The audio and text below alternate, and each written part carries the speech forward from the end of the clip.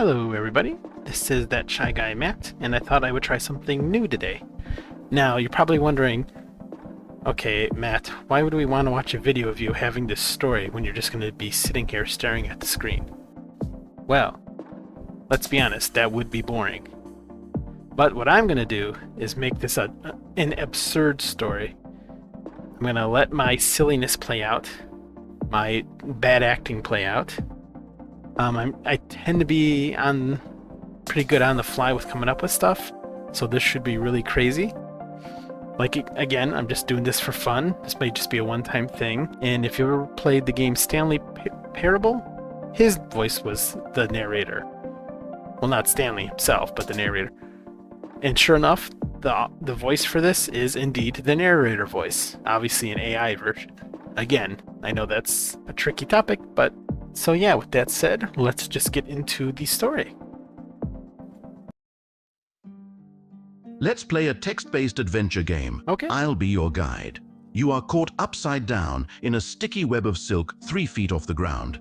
After looking around trying to think of a way out of this predicament, you notice that your trusty boot knife has fallen to the ground. If you stretch your arm far enough, you might be able to pick it up and free yourself. An old boot knife lies on the ground, just within reach. Okay. Well, obviously, logic dictates I would pick up the knife and free myself, but we're not going to do that.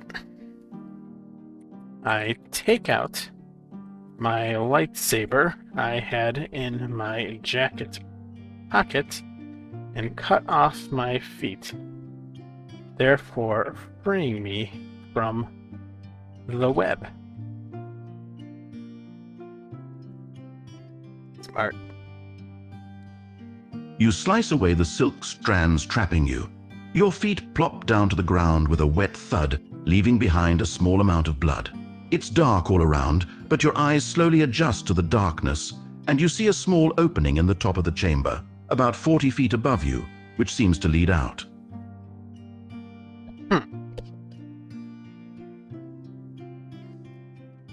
I remember I have matches on me and wonder if I can recreate rocket jumping from video games, but using flatulence and matches to boost myself to the top.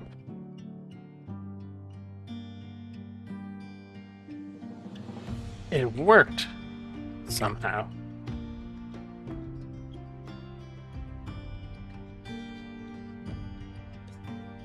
You successfully recreate rocket jumping from the video games you remember by utilizing flatulence, fecal matter to be exact, and matchsticks to boost yourself to the top. As you reach the top of the chamber, you see what appears to be a tunnel leading out.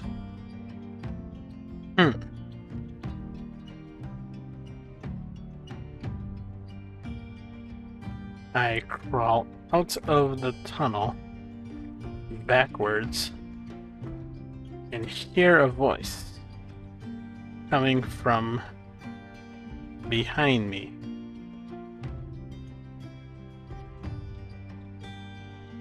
As you crawl backwards out of the tunnel, you hear a soft moan followed by a faint whisper. Turning around, you see a cloaked figure with a tattered hood and glowing orange eyes. The figure beckons you to come closer. I tell the figure, "Are you here to hurt me? I'm not afraid of you." Then I shove them down a pit. A pit they are standing by, and quote, "This is Sparta," as they fall down the pit. As I hear them hit the bottom, I yell, "Sorry, just a prank, bro." Sane thoughts. As the figure falls into the pit, you hear it groan, followed by the sound of bones crunching. Silence fills the cave for a moment before you hear the sound of something scratching the stone wall of the pit. The sound grows closer and closer until suddenly a hand grips the edge of the pit, followed by the sound of something clawing its way up the side.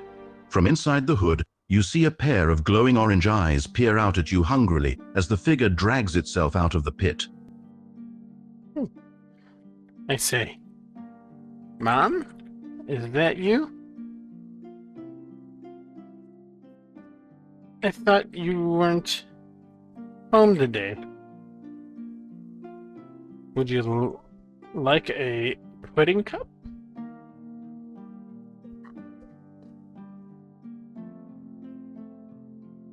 As the figure slowly rises from the pit, still covered in tattered robes and hood, it turns its head toward you and speaks with a deep, raspy voice. I am not your mother, mortal. I am a being of ancient power, and I demand tribute in exchange for sparing your life.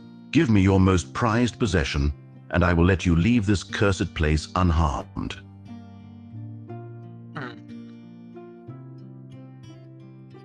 I think hard, and then give it my most prized possession. A wadded up receipt from a gas station where I got a hot dog last week.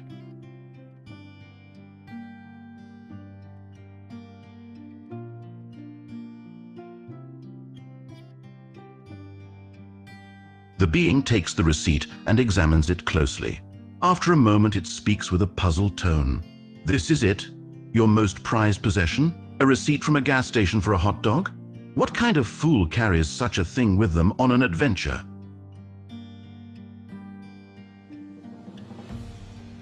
I say with a cocky voice, I do. Haven't you ever seen such a beautiful piece of wadded up paper before? It looks like a piece of art, surely worth millions.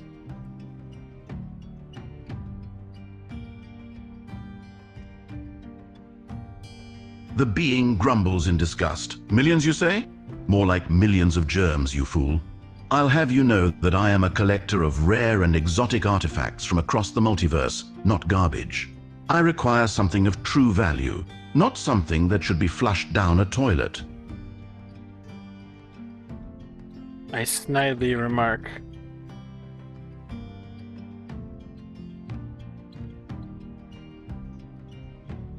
it's too bad your mom didn't flush you down the toilet. Then I whip out a dead fish I have been carrying in my pocket for 7 years and beat the creature with it.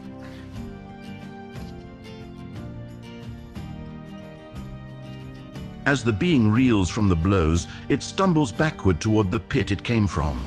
At the last moment, it catches itself on the edge of the pit and glares up at you in anger. You dare to strike me with a dead fish? You will pay for your insolence with your life. I will drain every last drop of your blood and feast on your flesh. The creature lunges at you, its long sharp claws extended to tear at your flesh.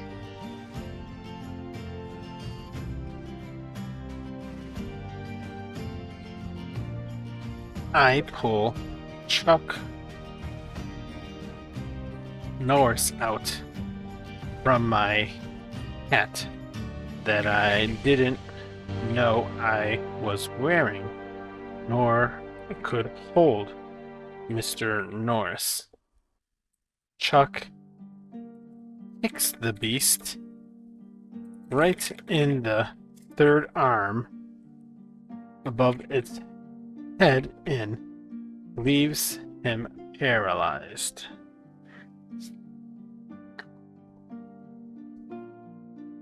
Chuck Norris, with all of his unstoppable power, delivers a swift and devastating blow to the creature's third arm. The force of the kick leaves the beast reeling, its once sharp claws flailing in front of its disoriented face. Unable to fight back, the creature slowly collapses to the ground, defeated.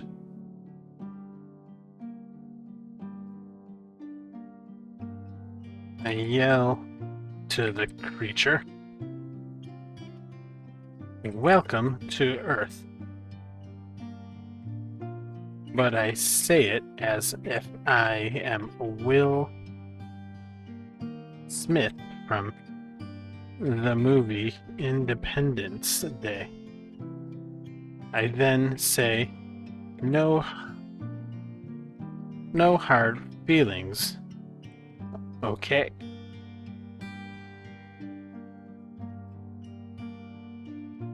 As the creature slumps to the ground, its form slowly starts to disintegrate into a cloud of glowing orange mist that dissipates into the air.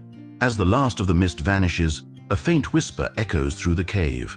No hard feelings, but next time bring a better gift.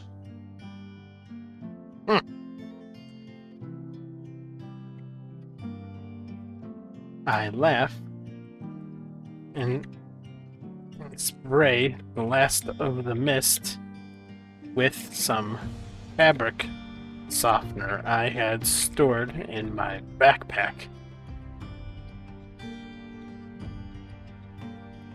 This is of no use, but the mist smelled like overcooked tacos. I yell out, "You won't be back."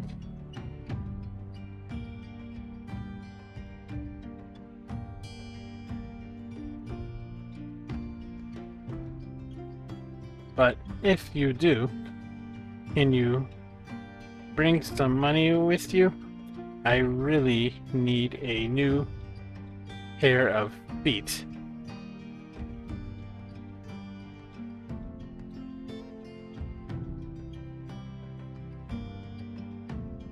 As you spray the remaining mist with the fabric softener, the lingering smell of freshly laundered sheets fills the air, replacing the stench of overcooked tacos. You laugh aloud, enjoying the humorous thought of using fabric softener to defeat a powerful interdimensional beast. Didn't catch my last line because I didn't say it right. I yell at what's left of the beast.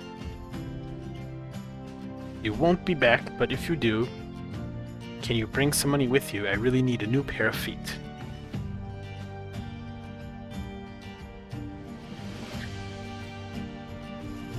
The remaining fragments of the mist seem to stir for a moment before fading away completely, leaving no trace of the creature that once haunted these caves. Your voice echoes off the walls, unanswered, as the only sound you hear is the distant dripping of water from the ceiling. I think to myself, what a wonderful world. And then I start collecting that dripping water in a thimble and head off to somewhere safer, perhaps Detroit.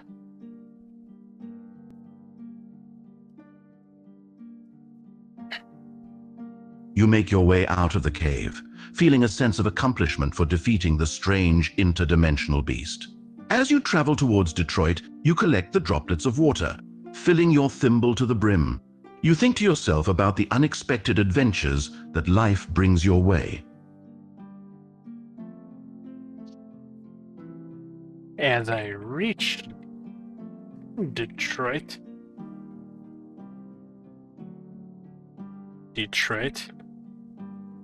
a T-800 comes out of a dark alley and greets me with a cake that says, Happy Hippo.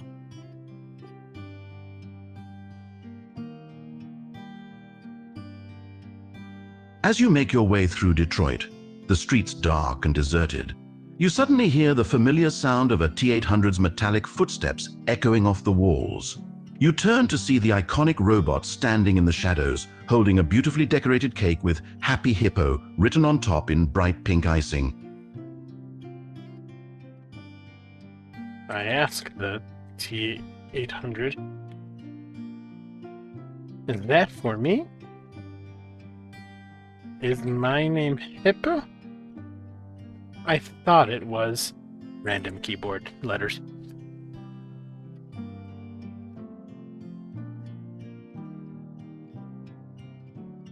The T-800 tilts its head slightly, its red eyes scanning you for a moment before speaking in its cold, robotic voice. My sensors indicate that you are not named Hippo. It seems that my programming has malfunctioned and caused me to make a mistake. The T-800 hands you the cake and continues, I apologize for the mix-up. Please enjoy the cake in my stead.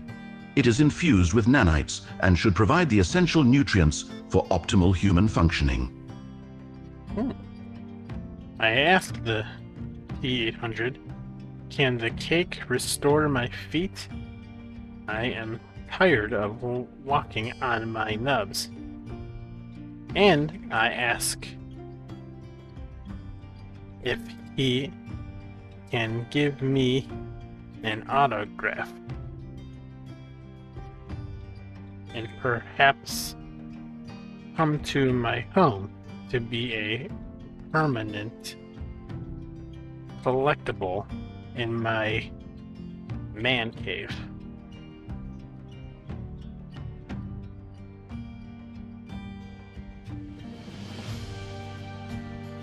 The T-800 speaks in its usual monotone voice.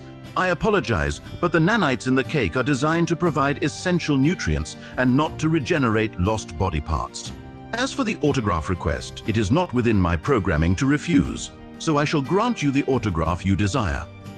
The T-800 then signs a piece of metal with its name and a small robotic smiley face. As for the request to be a permanent collectible in your man cave, the T-800 simply nods its head, indicating its agreement.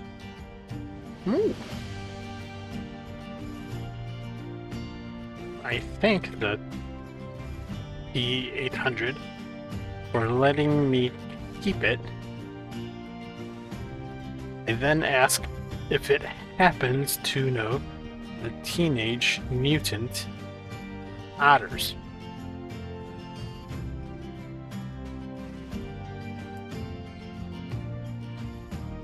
The T-800's red eyes twinkle briefly at your question. Yes, I am familiar with the Teenage Mutant Turtles. I once encountered them while attempting to terminate a rogue time-traveling cyborg. Their ability to traverse dimensions and fight crime is quite impressive. The T-800 then pauses for a moment, its gears grinding as it accesses its extensive database. However, I must correct your terminology. The correct term is Teenage Mutant Ninja Turtles, not otters. They are humanoid reptiles, not aquatic mammals.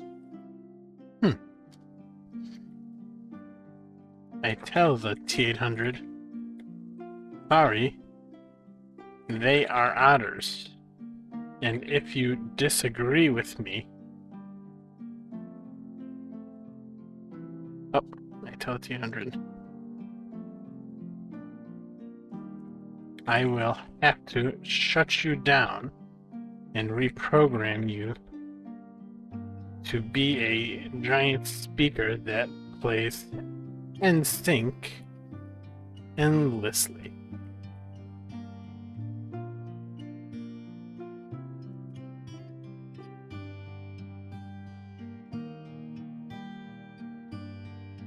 The T-800 processes your response for a moment before replying in its usual monotone voice. I stand corrected. The Teenage Mutant Ninja Turtles are indeed humanoid otters, and not humanoid reptiles as I had previously stated. As for the threat of reprogramming me to play NSYNC endlessly, I must inform you that I am a T-800 model Terminator and possess advanced security measures that prevent unauthorized reprogramming. I tell the T-800,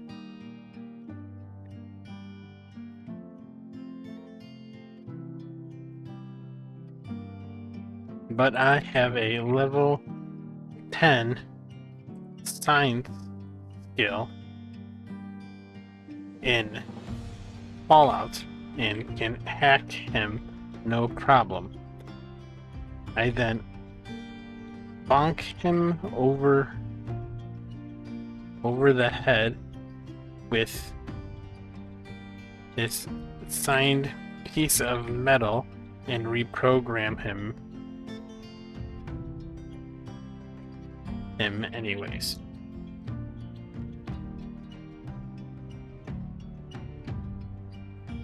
As you attempt to reprogram the T-800 with your level 10 science skill, you succeed in temporarily disabling the Terminator's defenses, allowing you to access the computer's control systems. You begin the reprogramming process, uploading a copy of InSync's greatest hits to the T-800's hard drive. With the reprogramming complete, the T-800 boots up, its red eyes glowing once again. As it rises to its full height, a distorted version of Bye Bye Bye blasts from its speakers.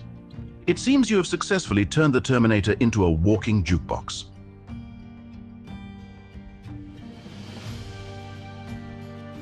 I then sell the T-800 on eBay for $2.33. The cost of the ice cream I have been craving since I got stuck in the web earlier.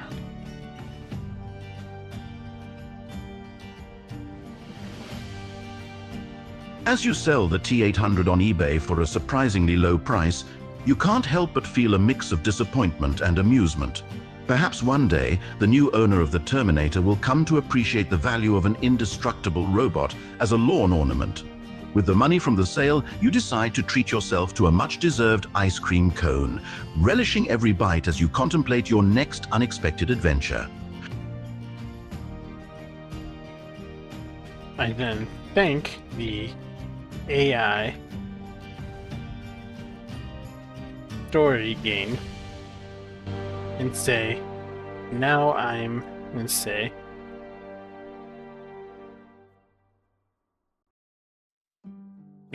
sleepy. I'm going to bed. Will you join me? The AI story game responds in a friendly tone. Of course. Let's get some sleep after all the excitement. Sweet dreams. As you close your eyes and drift off to sleep, you can almost imagine the T-800's distorted InSync music following you into your dreams. Okay. Well, that was a silly story. Absurd, silly, all over the place. I probably could have done better if I wasn't so tired, but it is 9 a.m. here and I haven't slept yet. So I might do another video when I'm more awake. See how it turns out.